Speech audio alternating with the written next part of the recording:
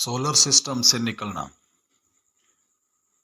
دراصل Voyager 1، Voyager 2، pioneers 10 اور 11 کی بات کر رہا ہوں۔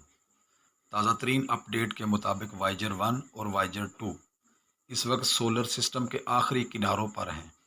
ان کے پیچھے پیچھے پائنیئر 10 اور پائنیئر 11 بھی سولر سسٹم سے باہر نکلنے کی طرف بڑھ رہے ہیں۔ چاروں اسپیس گاڑیوں کی رفتار ناقابل یقین حد تک پہنچ چکی ہے۔ ناسا کے بعض ماہرین کا کہنا ہے کہ وائجر 1 سولر سسٹم سے باہر نکل چکا ہے۔ وائجر 1 ہم سے اتنا دور جا چکا ہے کہ اس کے بھیجے ہوئے سگنلز 23 گھنٹے بعد ہی زمین پر پہنچتے ہیں۔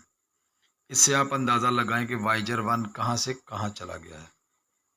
اگر آپ یہ سوچ رہے ہیں کہ یہی چاروں اسپیس گاڑیاں ہمارے ملکی وے کہکشاں سے باہر نکل پائیں گے تو ایسا سوچنا بھی نہیں، کیونکہ ملکی وے سے باہر نکلنے کے لیے لاکھوں اربوں سال درکار ہوں گے۔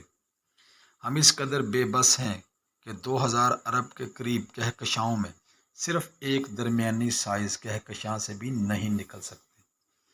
یونیورس سے نکلنا تو دور کی بات ہے۔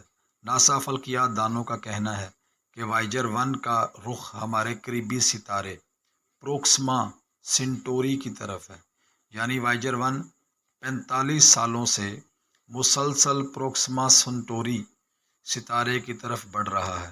لیکن اگر آپ سوچ رہے ہیں کہ وائجر 1 اسپیس کرافٹ اگلے چند 100 سالوں میں وہاں پہنچ جائے گا تو اس کا جواب ہے کہ نہیں، کیونکہ مکمل کیلکولیشن سے پتہ چلتا ہے کہ وائجر 1 وہاں اگلے 70,000 سال میں پہنچے گا۔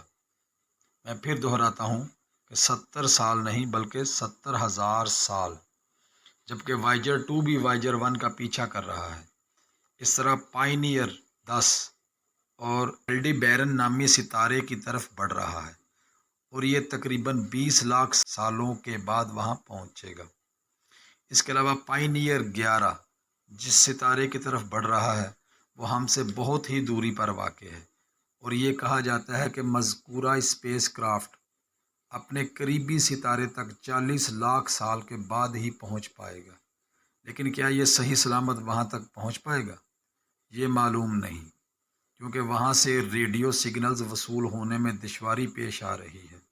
رہنمائی کے لیے بتاتا چلوں کہ یہ ہمارے قریبی ستارے ہیں، جہاں تک ان اسپیس کرافٹس کو پہنچنے میں تقریباً لمبا عرصہ درکار ہے، جبکہ یہ وہ ستارے ہیں جو ٹیلی اسکوپ کے بغیر ہی زمین کے مختلف پوزیشنز پر آپ دیکھ سکتے ہیں۔ اس وقت وائجر 1 تقریباً 17 کلومیٹر فی سیکنڈ کی سپیڈ سے سفر کر رہا ہے، جبکہ باقی اسپیس کرافٹس کی رفتار وائجر 1 سے کم ہے اور ملکی وے کہکشاں سے نکلنے کے لیے بالکل ناکافی ہے۔